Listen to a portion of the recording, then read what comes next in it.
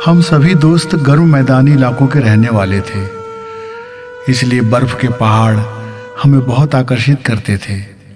हमारा एक दोस्त एक दो बार उन पहाड़ों से घूमकर आ चुका था, इसलिए कुछ ज़्यादा आत्मविश्वास में था। कल जब हम एक दोस्त की बर्थडे पार्टी में थे, तब उन पहाड़ों के हसीन नज़ारे बता कर वो इस बार हम सबको वहाँ जाने के लिए मना लिया था। और न केवल हमें बल्कि हमारी बीवियों को भी उस रोमांचक सफ़र पर जाने के लिए राजी कर लिया था। तय समय पर हम 5 दोस्त और हम सब की पत्नियां पूरी तैयारी से निकल पड़े। पहले ट्रेन का लंबा सफ़र तय करना पड़ा, फिर एक स्टेशन में उतरकर किराए की टैक्सी से हम पहाड़ों की ओर निकल पड़े। रास्ते में कहीं गाड़ी रुकती तो गाड़ी से उतरने पर ठंड का एहसास होता। वाकई यहाँ बेहद ठंड थी। हम सब गर्म कपड़ों के साथ थे, सो चिंता नहीं थी। हम देर रात होटल पहुँचे।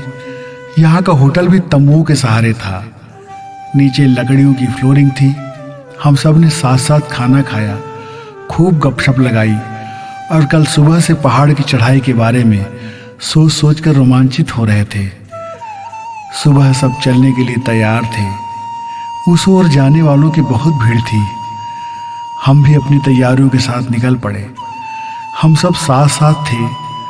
इस यात्रा में हमारे बीच ये तय था कि हम सबको वहाँ पहुँचकर वहाँ के आरक्षित तंबुओं में, जो एक अत्यंत सुविधाजनक कमरे के समान था, जो हमारे नाम से रिजर्व था, उसमें रात गुजारनी थी और दूसरे दिन फिर पहाड़ों के रास्ते वापस आना था। हम साथ साथ चल रहे थे। आसपास का नज़ारा बेहद खूबसूरत था। बर्फ से ढकी चट्टानें, पेड़ों की नुकीली पत्तियों पर बर्फ के मोती जैसे कण चिपके थे। दूर दूर तक पहाड़ों की लंबी श्रृंखला, जिनके ऊपर बर्फ छाई हुई थी। सब ओर हरियाली और उस पर पड़ी सफ़ेद बर्फ का नज़ारा था। दूर पहाड़ों में याक, भेड़े और घोड़े चलते दिख रहे थे। हम सब इन दृश्यों का आनंद लेते हुए आगे बढ़ रहे थे। रास्ते में भीड़ ज़्यादा थी, इसलिए पहाड़ों के सकरे रास्ते में कभी कभी जाम लग जाता था। इस भीड़ भाड़ में हम अक्सर एक दूसरे से अलग हो जाते, लेकिन फिर सब एक दूसरे से मिल जाते। यहाँ का मौसम अब तक तो ठीक ठाक था, पर गर्म कपड़े पहनने के बावजूद हमें ठंड लग रही थी और ज्यों-ज्यों हम ऊपर बढ़ रहे थे, सांस लेने में भी कठिनाई हो रही थी। और अब अचानक काले घने बादल घिर आए और बारिश शुरू हो गई। पहाड़ में कहीं छांव नहीं थी, इसलिए हमें बढ़ते ही जाना था। हम चल रहे थे। हमारे साथ जो भी लोग थे, सब आगे धीरे धीरे बढ़ रहे थे और अचानक सामने के पहाड़ से ढेर सारी मिट्टी और कीचड़ का रेला तूफान की तरह आया, जो हमारे रास्ते की तरफ था। उसका बहाव इतना तेज था कि सब लोग तितर बितर होकर यहाँ वहाँ गिर पड़े। सामने का रास्ता बंद हो गया और हम में से बहुत लोग फिसल कर नीचे आ गए, जहाँ मिट्टी और बर्फ बहुत ज़्यादा थी। नुकसान ज़्यादा किसी का नहीं हुआ, पर हम सब एक दूसरे से बिछड़ गए। किसी को किसी की सुध-बुध नहीं थी। किसी तरह हम संभले, फिर एक दूसरे की खोज खबर ली, पर कहीं किसी का कोई पता नहीं चल रहा था। यहाँ जो सबसे ज़्यादा ज़रूरी था वो ये कि हम सबको अंधेरा होने के पहले अपने कैंप में पहुँच जाना था, किंतु अब रास्ता साफ न होने के कारण हमें अपने हिसाब से आगे बढ़ना था, जो बेहद जोखिम भरा था। इस भगदड़ में मैं और मेरे दोस्त की पत्नी रेखा साथ रह गए थे। मेरी पत्नी कहाँ थी और मेरे बाकी दोस्त कहाँ थे, ये कुछ भी पता नहीं चल रहा था।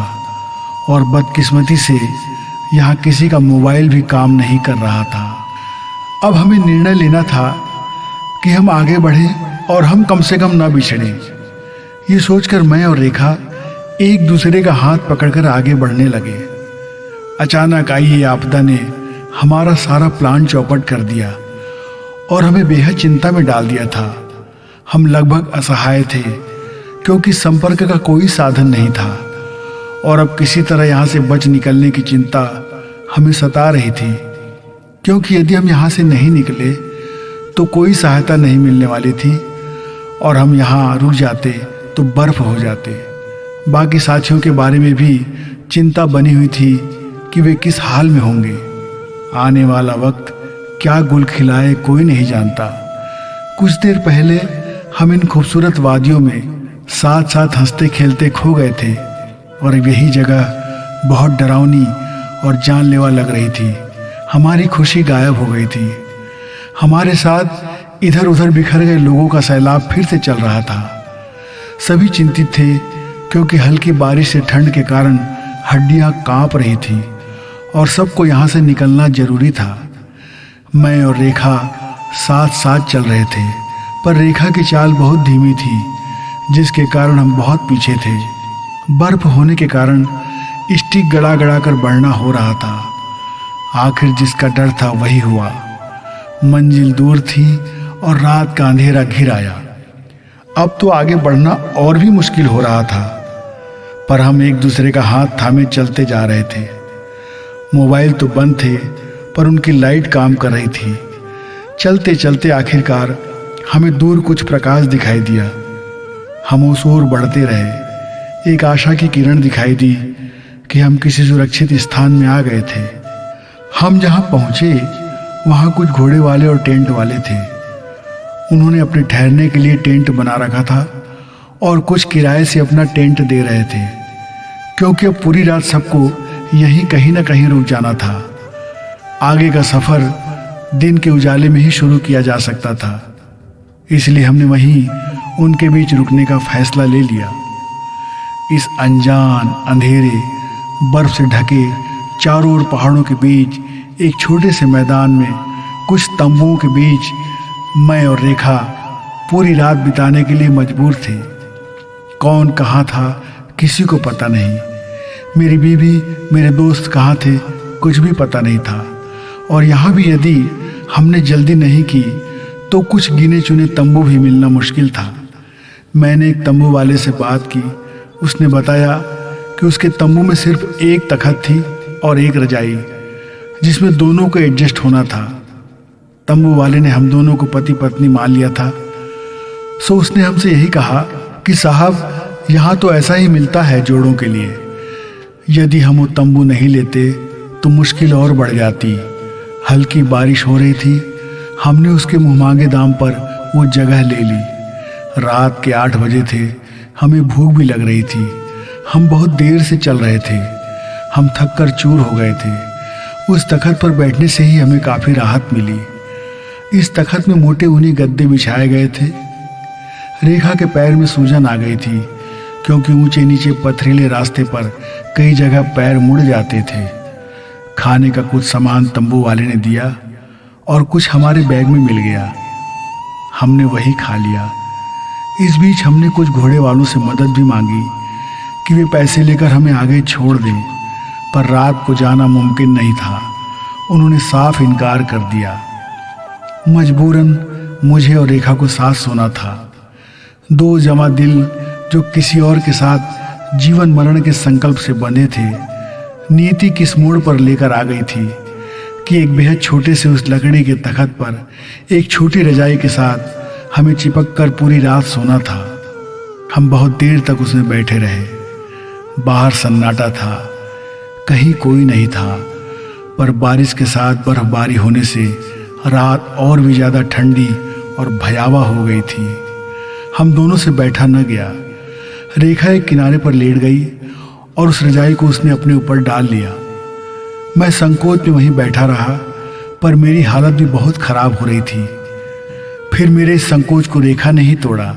उसने कहा, समीर, यदि हालात इतने खराब हैं जिसके लिए हम जिम्मेदार नहीं, तब अपनी ज़िंदगी को बचाने के लिए ये संकोच छोड़ना ही होगा, वरना हम में से कोई एक सुबह का सूरज नहीं देख पाएगा।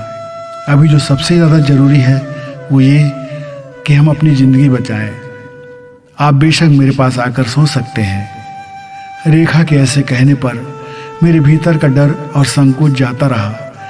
मैं उसकी ओर देखता रहा।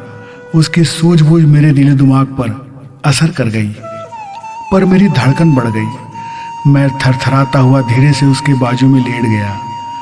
उसने रजाई के भीतर मुझे ले लिया। अब हम दोनों एक ही रजाई में लिपटे साथ साथ थे। ऐसा करने पर हमें बहुत राहत मिली।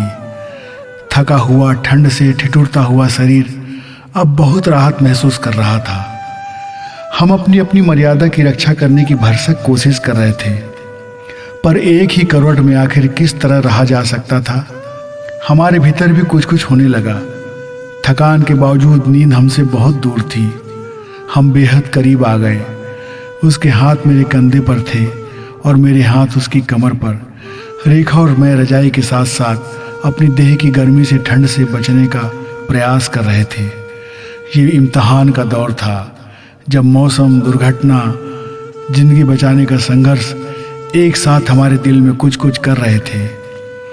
रजाई हमारी ठंड दूर करने में नाकाम रही। रेखा रजाई में भी कांप रही थी और मैं भी। तब हम दोनों ने एक दूसरे को लपेट लिया। हमने एक फैसला ये किया कि हम एक दूसरे को प्यार जरूर करेंगे, पर एक दूसरे को ठंडा नहीं होने देंगे। ठंडा होना हमारे लिए बेहद घातक होता। हम और रेखा पूरी रात साथ साथ सोए रहे। हम एक दूसरे से बात करते हुए मन को बहलाते रहे। रेखा और मैं आज मिल गए थे। हम बेहद गर्म हो गए थे और इस गर्मी के साथ हमने उस जानलेवा रात से आखिरकार मुकाबला कर ही लिया और अब हमें नींद आने लगी थी। सुबह देर तक हम गहरी नींद में रहे। एक दूसरे से लिपटे हम प्यार के नए मीठे एहसास के साथ खुद को बहुत हल्का महसूस कर रहे थे। सुबह गर्मा गर्म चाय की प्याली से टेंट वाले ने हमारा स्वागत किया। हमने खुद को तैयार कर आगे की चढ़ाई के लिए इस बार घोड़े वालों को साथ लिया। वे हमें नियत स्थान तक ले गए। वहां पहुंचने पर पता लगा कि मेरी पत्नी बिंदिया और दोस्त राकेश की पत्नी किसी तरह यहां तक पहुंच गए थे और उन्हें एक कमरा मिल गया था। उन्होंने रात को शराब और कुछ नॉनवेज का इंतजाम करवा लिया था और अपनी अपनी पत्नियों के साथ थे।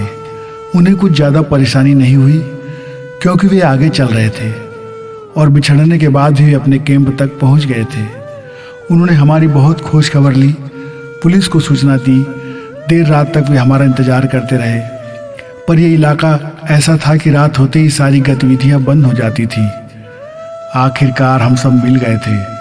पहाड़ के बदलते भयानक मिजाज के दर्शन हम सबको हो गए थे, पर हम सब सही सलामत थे। यही बात बहुत महत्वपूर्ण थी। हमने एक दूसरे को गले लगा लिया।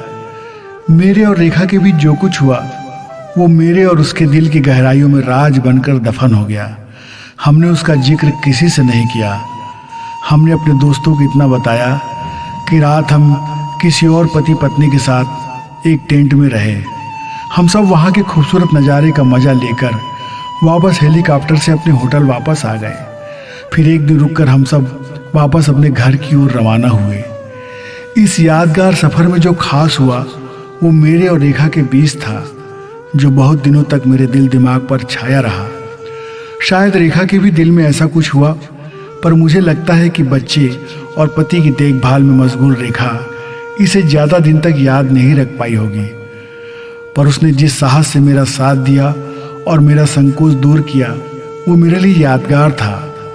उसने उन विपरीत परिस्थिति को संभाल लिया था और उस घटना के बाद वो अपने परिवार में इस तरह रच बस गई थी कि मानो कुछ हुआ ही नहीं। हम सभी दोस्त जब भी मिलते उस रोमांचक सफ़र का जिक्र जरूर करते, पर रेखा के चेहरे का भाव वैसा ही रहता, एकदम सामान्य। वो हम सब के साथ उसी तरह हर बात का मजा लेती। उसके दिल की सागर की गहराइयों में वो बात कहीं गुम हो गई थी। बर्फ के पहाड़ की रात की वो बात रेखा के दिल में न जाने कहाँ गुम हो गई थी। वो कभी उभर कर नहीं आई। इस बात को सिर्फ मैं और रेखा ही जानते थे।